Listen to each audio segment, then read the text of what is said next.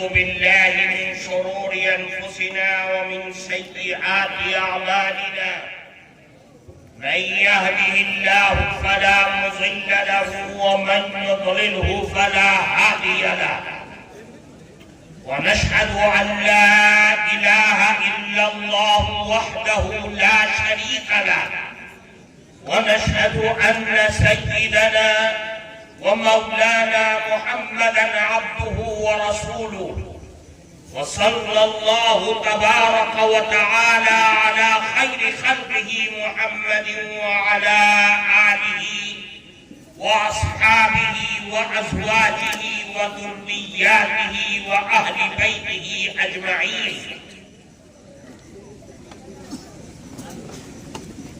أما بعد،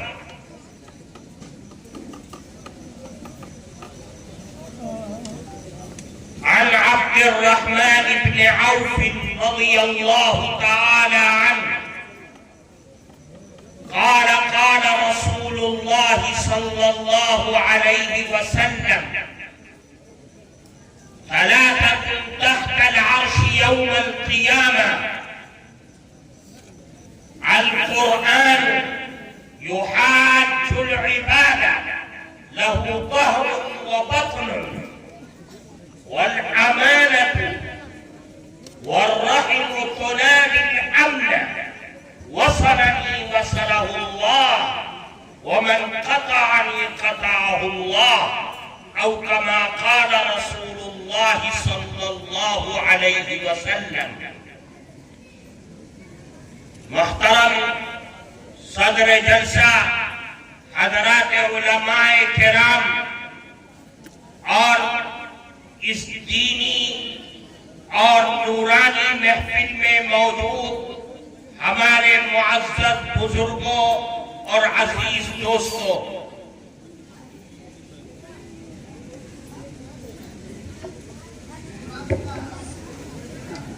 آپ حضرات بہت دیر سے مقامی علماء کرام کے بیانات کو سن رہے تھے.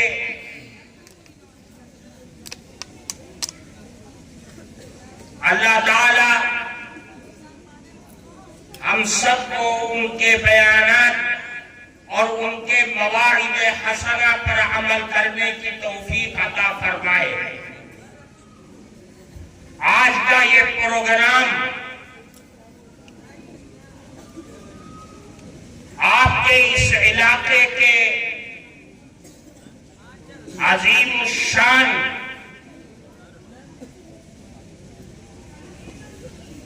دینی مرکز کے سالانہ جلسے کا یہ دستار بندی کا پروگرام تھا،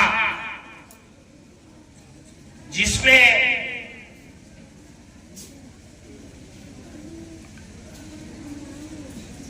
حفاظ کرام نے، جنہوں نے قرآن کریم حفظ کیا، ایک ایک آیت کو رٹ کر کے اپنے سینے میں بسایا، آج آپ حضرات نے 10 20 11 20 ان کے سروں پر 11 20 کا جشن منا کر کے انہیں مبارکباد پیش کیا. اللہ تعالی ان حفاظ کرام کی برکتوں سے اور ان کے قرآن کریم کی آیات کے تمام حروف کے انوار و برکات سے اس مدرسے کے بانی مبانی حضرت مولانا عبدالحی چشتی رحمت اللہ علیہ کہ قبر کو نور سے منور فرما دے. میرے بھائی،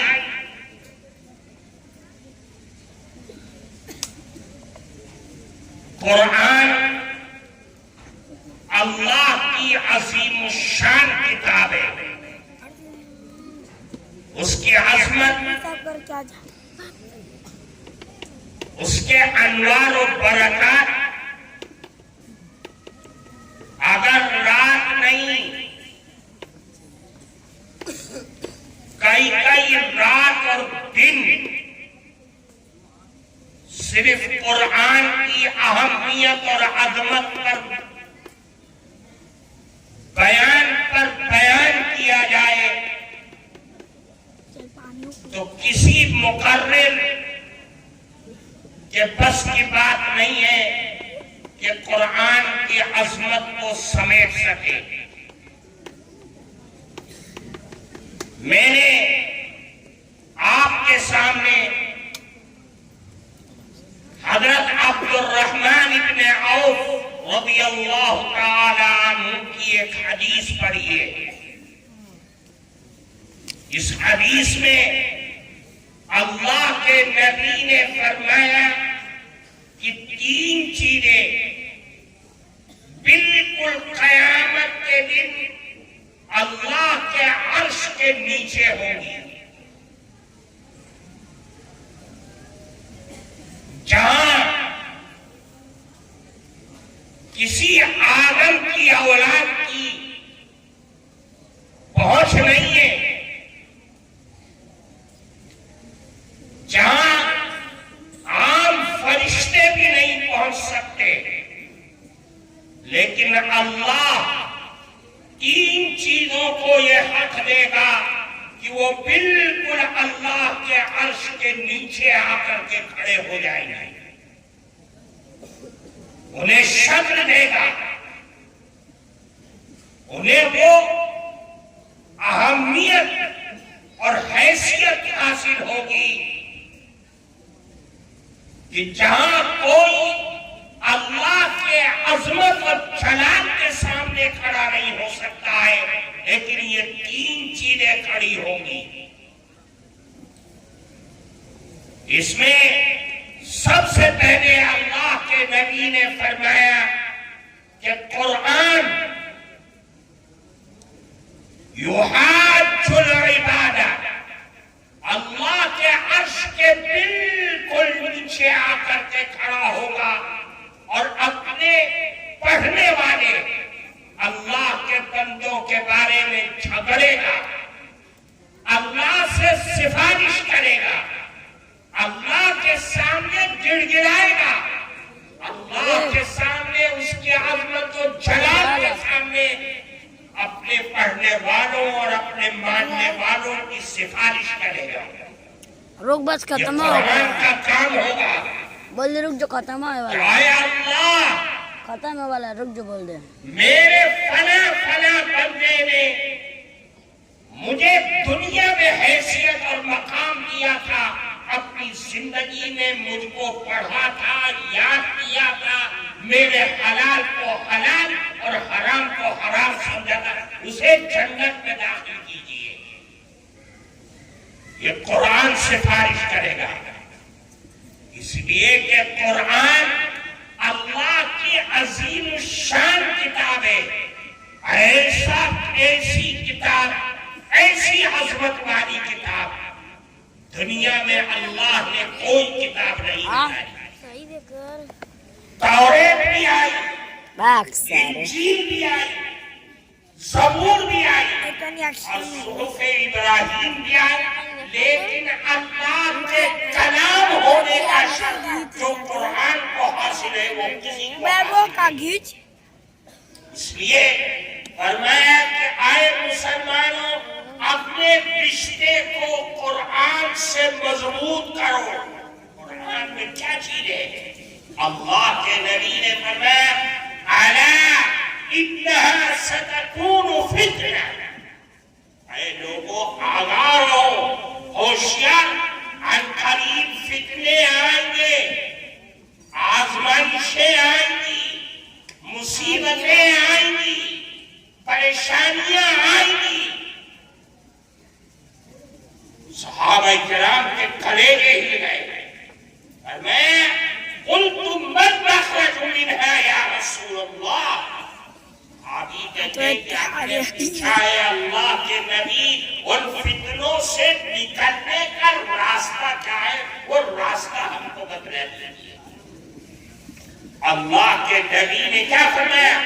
فرمایا القرآن فی نبأ من کان قبلکم وخبر ما بعدکم وحکم ما اب بینکم. جو بارہ کر لیں قرآن ہے جو تمہیں فتنوں سے ذرا سا نجات دعا دلائے گا. وہ کرا دیں. کیوں؟ اس کی خاصیت یہ ہے کہ اس قرآن میں جو قومیں تم سے پہلے آ کر کے چلی گئی ان کے واقعات بھی ہیں اور جو بعد میں آنے والی ہے اب جو ان کے بھی پیغام واقعات نکل ہیں لیں. اور تمہارے جھگڑوں کے فیصلے بھی قرآن میں موجود ہیں.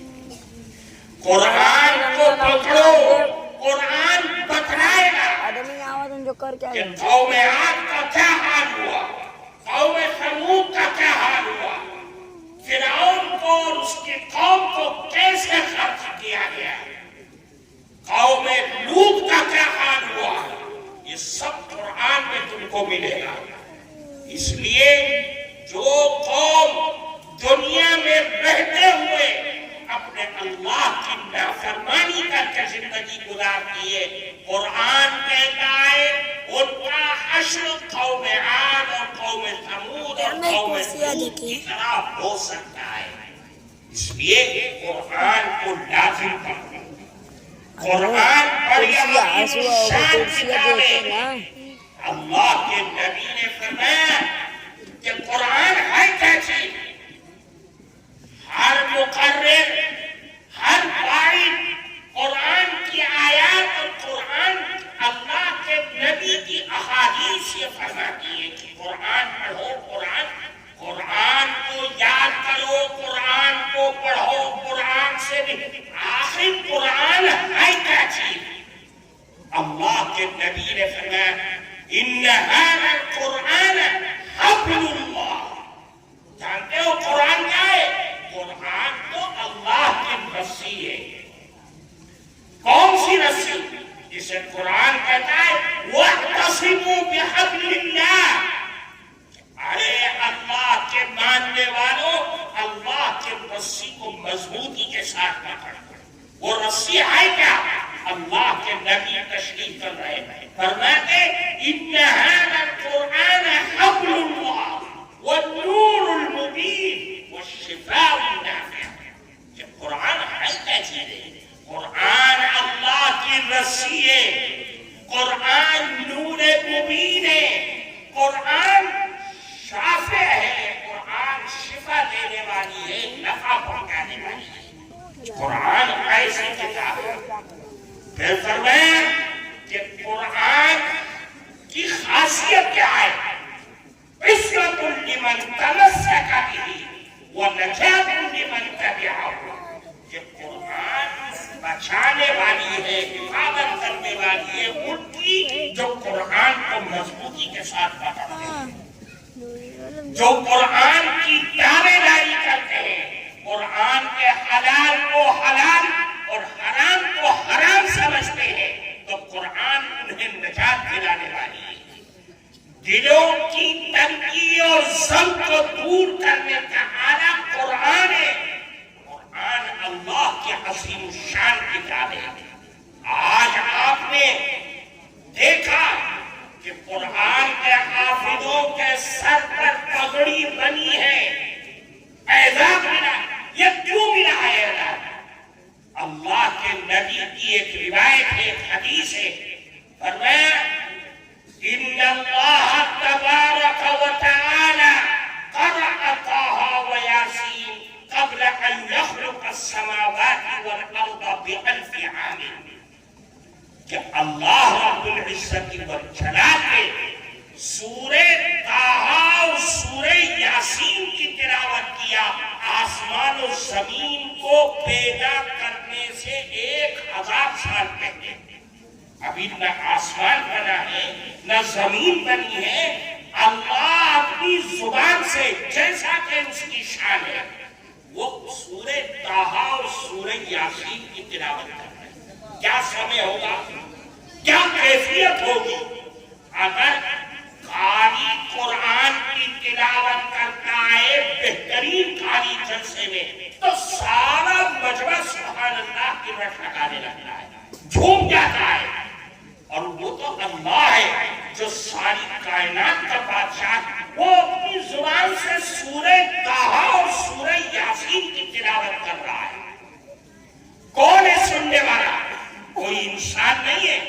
فرماتے فلما سمعت الملائکہ، جب فرشتوں نے اللہ کی آواز کو سنا، قرآن کی تلاوت کو سنا، سورہ طٰہٰ اور سورہ یاسین کی آیات کو سنا، تو 3 جملہ فرمایا. وہ 3 جملہ ہمارے اور آپ کے لیے بہت ہی حیثیت کا حامل ہے. فرمایا طوبیٰ لأمت تنزل هذا علیہا، کتنے خوش نصیب امت ہوگی جس پر اللہ اپنا یہ کلام، وہ امت ہماری اور آپ کی ہے. رسول اللہ کے صدقے میں اللہ نے ہمیں قرآن کریم عطا فرمایا. پھر فرمایا وَطُوبَىٰ لِأَلْسِنَةٍ تَتَكَلَّمُ هَٰذَا، کتنی خوش نصیب زبان ہوگی جس زبان سے اللہ کا یہ کلام پڑھا جائے. ہماری جھنڈی زبان اور اللہ کا کلام، ہمارا بچہ بچیاں جوان بوڑھے ہر آدمی اللہ کا کلام پڑھ رہا ہے اپنی گندی اور گنہگار زبان سے. 12 بجے یہ خوش نصیبی ہے ان دعاؤں کی برکت جو فرشتوں نے ہمیں عطا کی. پھر تیسرا جملہ فرمایا وَطُوبَىٰ لِأَجْوَافٍ يَحْمِلُ هَٰذَا، دلوں سے نام پارینار بیان بوتلا دے دے دلوا دے کا کر بے ایک جن اللہ نے یہ آپ کو بتا کیا ہے، یہ ان فرشتوں کا کی کر بے دعاؤں کی برکت ہے. یہ میرے بھائی قرآن اللہ کا کلام ہے.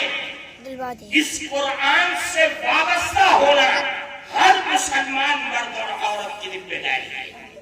قرآن ہمیشہ باقی رہنے والا ہے، اور یہ قرآن سے جو قوم وابستہ ہوگی وہ بھی زندہ کامل بن جائے گی. اس لیے میرے بھائی آج آلات کا تقاضا ہے، ساری دنیا اسی فکر کے اندر کھڑی ہوئی ہے کہ مسلمانوں کے رشتے کو قرآن سے توڑ دیا جائے، ختم کر دیا جائے. ہم اور آپ نہیں جانتے، ہمارا دشمن یہ جانتا ہے کہ جب تک مسلمان کا رشتہ قرآن سے جڑا رہے گا دنیا کی کوئی طاقت مسلمان کا سودا نہیں کر سکتی، اس کے ایمان کا سودا نہیں کر سکتی. آج دیکھو دنیا کے بڑے سے بڑے دماغ اسی بات پر لگے ہوئے ہیں کہ مسلمان کا رشتہ کیسے توڑ دیا جائے. کوئی دہشت گردی کا کہتا ہے، الزام لگاتا ہے، کوئی مدرسوں کو بند کرنے کی پلاننگ بناتا ہے. لیکن یاد رکھیے قرآن ایسا اللہ کا کلام ہے، جب تک قوم اور مسلمان اس قرآن سے وابستہ رہے گی قرآن زندہ رہے گا. اللہ کا وعدہ ہے، اور جو قوم اس سے وابستہ رہے گی وہ بھی ہمیشہ زندہ رہے گی. دنیا کی کوئی طاقت ان کا کچھ نہیں بگاڑ سکتی. اس لیے میرے بھائی قرآن اللہ کی کتاب ہے. قرآن سے رشتہ لگانا، قرآن سے رشتہ جوڑنا ہم سب کی ذمہ داری ہے کہ ہم اپنے بچوں کو قرآن پڑھائیں، بچیوں کو قرآن پڑھائیں.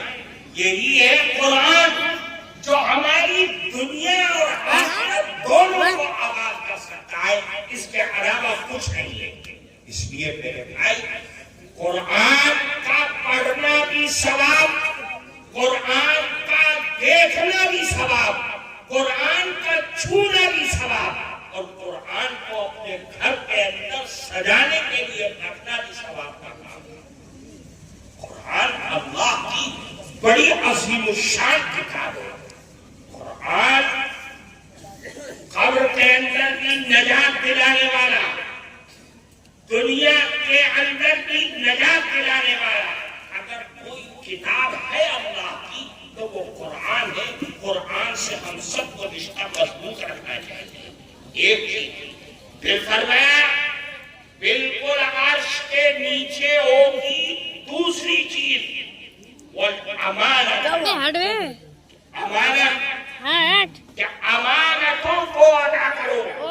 कुरान कहता है इन्नल्लाह यअमुरुकुम अन तुअद्दुल अमानाति इला अहलिहा। अल्लाह तुमको हुक्म करता है कि तुम अमानतों को अदा करो। अमानतों यही अमानत नहीं है। हम ये समझते हैं कि अमानत अगर किसी ने रुपया पैसा रखवाया और जब वो मांगने आए तो आप उसका रुपया और पैसा वापस कर दें, यही अमानत। अमानत ये है, लेकिन और भी अमानतें हैं। उन तमाम अमानतों को अदा करने की कोशिश करो। फरमाते अमानतों को अदा करो। क्या मतलब? अगर तुम्हारे कान में किसी ने छुप करके अपने दिल का राज तुमको बतलाया है, अगर तुमने उसका राज किसी और को बतला दिया तो समझ लो कि तुमने अमानत में खयानत किया। अमानतों को अदा करो। क्या मतलब? बाप का इंतकाल हो गया, बच्चे, बड़ा बच्चा एक था, दो था, बड़े लड़कों ने मिल बांट करके बाप की विरासत को खा लिया, छोटों को महरूम कर दिया, अमानत में खयानत कर दिया। अमानतों को अदा कर। क्या मतलब? अगर बाप की विरासत में सारी जमीन और जायदाद, रुपया पैसा लड़कों ने मिल बांट करके तकसीम कर दिया, बहनों को महरूम कर दिया, अमानत में खयानत कर दिया, इसलिए कि ये खुला हुआ मसला है। अल्लाह के नबी फरमाते अगर बहनों को विरासत में हिस्सा न दिया तो समझ लो आए लड़कों सारी जिंदगी हराम खाओगे और कयामत के दिन इसका हिसाब देना पड़ेगा। हम इस मसले से वाकिफ हैं, लेकिन तवज्जो नहीं देते। ये कुरान का मसला है, ये अल्लाह के नबी के बताया हुआ मसला है। ये नस्स कतई से साबित है कि विरासत में हिस्सा दिया जाएगा। बहनों का इतना है, भाइयों का इतना है।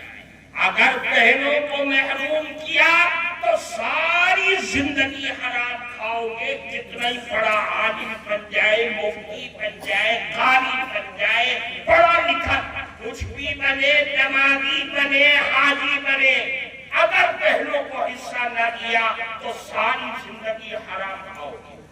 इसलिए बहनों को हिस्सा दो। अमानत है, अमानत में खयानत नहीं होनी चाहिए। बहन नहीं मांगती क्यों? वो ये समझती है कि अगर मैंने अपना हिस्सा मांग लिया तो मेरा मेका खत्म हो जाएगा, मेरी शादी भी कर दी है। यही शादी करना, उसमें खर्च करना, इसका ताल्लुक विरासत से कतअन नहीं है। जो ये समझता है वो दीवाना है। इसलिए मेरे भाई, बहनों को हिस्सा देने का एहतमाम करो। ये ऐसा हुकूकुल इबाद है कि अगर हम सारी जिंदगी सजदे में पड़ करके अल्लाह से माफी मांगे, कभी नहीं माफ हो सकता। अल्लाह माफ नहीं करेगा। हमने नमाज में कोताही की, रोज़ों में कोताही की, सदका और खैरात में कोताही की, अल्लाह माफ कर सकता है। लेकिन अगर हुकूकुल इबाद में कमी और कोताही की है तो हरगिज़ इस्तिग़फ़ार करते करते मर जाए, अल्लाह के हम माफी का दर्जा नहीं है। इसलिए फरमाया कि हक को अदा करो। दो ही शब्द है, या तो जिसका हक है मरने से पहले उसको दे दो, और अगर देने के लिए कुछ नहीं है तुम्हारे पास, तुम फकीर हो चुके हो, खा लिया है तुमने, अब तुम्हारे पास कुछ नहीं है, तो पाँव पकड़ करके जिंदगी में उससे माफ करा लो। अगर उसने माफ कर दिया तो तुम्हारा मसला आसान हो जाएगा, और इसके अलावा कोई शक्ल नहीं। इसलिए मेरे भाई, अमानतों को अदा करना इंतहाई जरूरी है। दो चीजें हुई, والرحم تنادي الأمن وصلني وصله الله ومن قطعني قطعه الله. بہت اہم چیز فرمایا رحم، رشتہ داریاں، تعلقات، آپس میں وفاداریاں، یہ قیامت کے دن یہ رشتہ داری کو اللہ ایک شکل دے گا. وہ کھڑی ہوگی اور آواز لگائیے عرش کے نیچے کھڑے ہو کر کے وَصَلَنِي وَصَلَهُ اللَّهُ وَمَنْ قَطَعَنِي قَطَعَهُ اللَّهُ.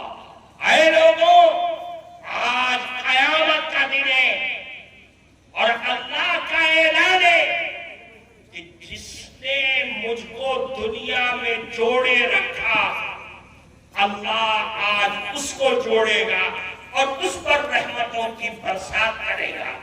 اور جس نے دنیا میں مجھ کو توڑا اللہ آج اس پر اپنی رحمتوں کا دروازہ بند کر دے گا. یہ میرا بھائی ہے، یہ میرا چچا ہے، یہ میرا تایا ہے، یہ میرا خالہ داد ماموں داد. ان تمام بھائیوں کا جو رشتہ اللہ نے بنایا ہے، بڑوں کا، چھوٹوں کا، برابر کے لوگوں کا، ان تمام رشتوں کو نبھانا چاہیے. کیا مطلب؟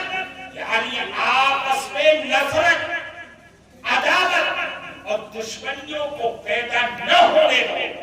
اس لیے کہ اللہ کے نبی کا ارشاد ہے، فرمایا وَإِيَّاكُمْ وَالْبَغْضَ فَإِنَّهُ لَيْسَ مِنْ عُقُوبَةٍ إِلَّا عُقُوبَةَ بَغْضٍ. فرمایا کہ رشتہ داریوں کو نبھاؤ، نفرتوں کو پیدا ہونے مت دو. اس لیے کہ اللہ کا عذاب نفرت کی اور دشمنیوں کی بنیاد پر جتنی جلدی اترتا ہے کسی اور عمل سے نہیں اترتا ہے. تھوڑی تھوڑی باتوں میں لڑائی جھگڑا اپنے الگ کا مسئلہ بنا کر کے بول چال بند کر دینا، مرنے جینے میں شریک ہونا بند کر دینا، یہ مسلمان کی شان نہیں ہے. اللہ کے نبی نے فرمایا کہ صلہ رحمی کا معاملہ کرو، خاندان والوں سے رشتہ جوڑو. وہ غریب ہے تب بھی جوڑو، وہ ظالم ہے تب بھی جوڑو، وہ تمہیں ستاتا ہے تب بھی اس کے ساتھ رشتے کا معاملہ کرو. اپنے آپ کو تباہی اور بربادی میں مت ڈالو. اور رشتوں میں سب سے زیادہ عزت کا رشتہ ماں اور باپ کا ہے. آج ہم ان ماں اور باپ کے ساتھ جو معاملہ کرتے ہیں وہ معاملہ بڑا عجیب و غریب ہے. آج اللہ نے ہمارے بازو میں طاقت دی، ہم دو پیسہ کما رہے ہیں، ہم نے اپنے بوڑھے ماں باپ کو گھر کے کونے میں بند کر کے لاوارث بنا دیا، اپنے بیوی بچوں اور ان کی بھاوناؤں میں پڑ گئے ہم. لیکن ہم نے اپنے بوڑھے ماں باپ اور ان کے دل کی چاہتوں کو زندہ دفن کر کے رکھ دیا. میرے نبی کی تعلیم یہ نہیں ہے. فرمایا ماں باپ کے ساتھ آخری لمحے تک حسن سلوک اور محبت اور خدمت کا معاملہ کرو. کیوں؟ اس لیے کہ اللہ کے نبی نے اعلان فرمایا ہے رضا الرب فی رضا الوالد وسخط الرب فی سخط الوالد. اے نوجوانوں سن لو کہ اگر تمہارے ماں باپ خوش ہیں تو عرش پر بیٹھا ہوا اللہ بھی تم سے خوش ہے، اور اگر یہ ناراض ہے تو اللہ بھی تم سے ناراض ہے. اور اگر اللہ ناراض ہو جائے تو یاد رکھو نہ دنیا کے اندر چین و سکون ہے، نہ آخرت کے اندر نجات مل سکتی ہے. اس لیے فرمایا ماں باپ کے ساتھ حسن سلوک کرو. کیسا حسن سلوک؟ قرآن اس کا نقشہ کھینچ کر کے ہم کو بتاتا ہے. فرمایا 5 چیزیں. فرمایا اما يبلغن عندك الكبر احدهما او كلاهما فلا تقل لهما اف. پہلی چیز فرمایا یہ بوڑھے ماں باپ ہو گئے، ان کا بڑھاپے میں مزاج میں چڑچڑا بنا گیا ہے، بات بات میں غصہ ہو رہے ہیں، تو اللہ اعلان کرتا ہے کہ فلا تقل لهما اف، دیکھو اف مت کہنا ان کو، انتہائی نرمی کے ساتھ بول رہا ہے، ولا تنهرهما، ان کو جھڑکنا مت، وقل لهما قولا کریما، انتہائی نرم لہجہ اختیار کرنا، بہت نرم گفتگو کرنا، زبان میں سختی نہ آنے پائے، وَخْفِضْ لَهُمَا جَنَاحَ الذُّلِّ، اور دیکھو جب ان کے سامنے جانا تو اپنے آپ کو بالکل بچھا دینا، اپنی رفتار سے، اپنی گفتار سے، اپنے معاملات سے تمہارے اندر اکڑ، تمہارے پیسوں کی، تمہاری دولت کی، تمہاری طاقت کی کوئی اکڑ اور بو نہ آنے پائے، اور دیکھو وَقُلْ رَبِّ ارْحَمْهُمَا كَمَا رَبَّيَانِي صَغِيرًا، اور جب زبان کھولنا تو یہ کہنا کہ اے میرے پروردگار، میرے ان بوڑھے ماں باپ پر رحم و کرم فرما، جس طریقے سے بچپن میں انہوں نے میرے ہاتھ پر رحم اور کرم فرمایا تھا۔ یہ قرآن کا کہنا ہے۔ اللہ کے نبی نے فرمایا اسی موقع پر ایک آدمی، ایک صحابی آئے اور عرض کیا کہ اے اللہ کے نبی، میں حسن سلوک اور محبت کا معاملہ کرنا چاہتا ہوں، کس کی خدمت کروں؟ تو اللہ کے نبی نے فرمایا اپنی ماں کی خدمت کر، پھر اپنی ماں کی خدمت کر، پھر یہی کہا اپنی ماں کی خدمت کر، چوتھی مرتبہ فرمایا ثم اباک فادناک ادنا، پھر اپنے باپ کی، باپ نہ ہو تو اس کے قریبی رشتہ داروں کی، تین مرتبہ فرمایا اپنی ماں کی خدمت کر، اپنی ماں کی خدمت کر، اپنی ماں کی خدمت کر۔ کیوں فرمایا؟ اس لیے کہ باپ نے جو مصیبتیں جھیلی، جو پریشانیاں تمہاری پرورش میں جھیلی ہے، کوئی مرد اس کو اپنی زبان سے بتا نہیں سکتا، اس کا اظہار نہیں کر سکتا۔ قرآن کہہ رہا ہے وہ پریشانیاں کیا ہے؟ فرمایا حملتہ امہ کرہا، تیری ماں وہ ہے جس نے تم کو 9 مہینہ اپنے پیٹ میں رکھا، انتہائی پریشانیاں جھیل کر، درد ہے، تکلیف ہے، لیکن پین کلر نہیں کھا رہی ہے، اگر کھا دیا تو ڈاکٹر کہتا ہے کہ بچے پہ اثر پڑے گا، رات بھر تڑپ رہی ہے، پریشان ہے، ڈرا رہی ہے، ساری دنیا سو رہی ہے، لیکن تیرے خاطر وہ رات بھر قرآن کہہ رہا ہے ٹھپ ٹھپ کر کے، تکلیفیں سہ کر کے تجھے 9 مہینہ پیٹ میں رکھا، وہ وضعتہ کرہا، اور پھر قرآن کہہ رہا ہے جب جننے کا وقت آیا تو انتہائی پریشانی کے ساتھ، پریشان ہے، تڑپ رہی ہے، ڈاکٹر نے کہہ دیا بچے کو پریشانی آئے، دقت ہے، سانس نہیں لے رہی ہے، حرکت نہیں کر رہا، آپریشن ہوگا۔ ماں نے نہ آؤ دیکھا نہ داؤ دیکھا، اپنی زندگی کو پامال کر دیا، پیٹ چاک کرایا کہ مجھے بچہ صحت مند چاہیے، جائے کون پر؟ سارے رشتہ دار تو لڈو لیے کھڑے ہوئے، خبر آئے تو ہم منہ میٹھا کر، تب کون نہیں ہے وہاں پر؟ وہ تیرے خاطر تیری ماں کا، اس لیے میرے بھائی قرآن کہہ رہا ہے ماں کی خدمت کر، پھر فرمایا وَحَمْلُهُ وَفِصَالُهُ 30 شهرًا، ماں وہ ہے جس نے 2 سال تک تجھ کو اپنے جسم کا جوہر دودھ کی شکل میں پلایا، اور کوئی ایسی چیز نہیں کھائی جو اس کو پسند تھی، اور اس ڈر سے نہیں کھائی کہ اگر میں نے کھا لیا تو بچے کی خوراک میں کمی آ جائے گی۔ اس لیے اللہ کے نبی نے فرمایا اپنی ماں کی خدمت کر، ماں کی خدمت کر، ماں کی خدمت کر۔ قرآن یہ کہتا ہے کہ ماں باپ کا درجہ ہے، اس درجے کو پہچاننے کی کوشش کرو۔ پھر اللہ کے نبی نے ایک حدیث فرمائی، لمبی حدیث ہے، اس حدیث میں 15 علامتیں بیان فرمائی ہیں کہ اگر امت میں یہ 15 علامتیں پائی جانے لگے تو اب اللہ کے عذاب کا سلسلہ شروع ہو جائے گا۔ اس میں سے ایک چیز فرمائی کہ اطاع الرجل زوجته وعق امه وبر صديقه وجفا اباه۔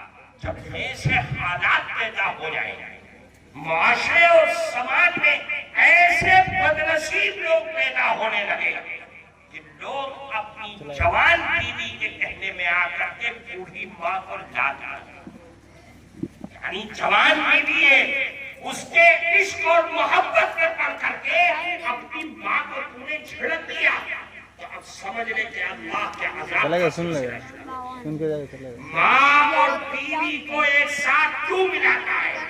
بیوی کو بیوی کے درجے میں رکھ اور ماں کو ماں کے درجے میں رکھ۔ جب ایسے لوگ پیدا ہونے لگے کہ اپنے دوستوں کے کہنے میں آ کر کے بوڑھے باپ کو لاتا ہے تو اب سمجھ لو کیا ہوگا؟ فَلْيَرْتَقِبُوا عِنْدَ ذَلِكَ رِيحًا حَمْرَاءَ أَوْ خَسْفًا أَوْ مَسْخًا أَوْ قَطْعًا۔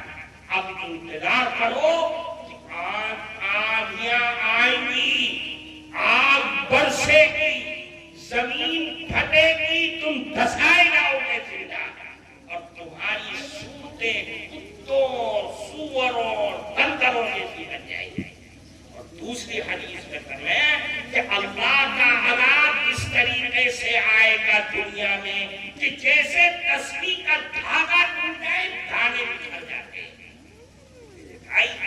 یہ اللہ آج دیکھ لو دنیا میں کیا ہر صبح ایک نئی آفت لے کر کے معلوم ہوتا ہے کہ ہر صبح مسلمان کی گردن پر ایک تلوار رکھتی ہے، ہر جگہ پر کون ہے پریشان؟ مسلمان پریشان ہے۔ کس کا خون بہ رہا ہے؟ مسلمان کا خون بہ رہا ہے۔ کس کے اوپر آفت آ رہی ہے؟ مسلمان۔ یہ ساری پریشانیاں ہیں کہ آج ہم اپنے دین سے دور ہو گئے، قرآن اور حدیث کی تعلیمات سے ہم نے اپنے آپ کو دور کر دیا ہے۔ اس لیے میرے بھائی یہ دینی جلسے، یہ پروگرام اور اس میں آپ کی شرکت، یہ بات کہنے کے لیے، سمجھانے کے لیے کہ مسلمانوں اپنے رشتے کو اپنے اللہ اور اس کے نبی سے مضبوط کرو۔ ہماری نجات، ہماری کامیابی صرف اور صرف اسی میں ہے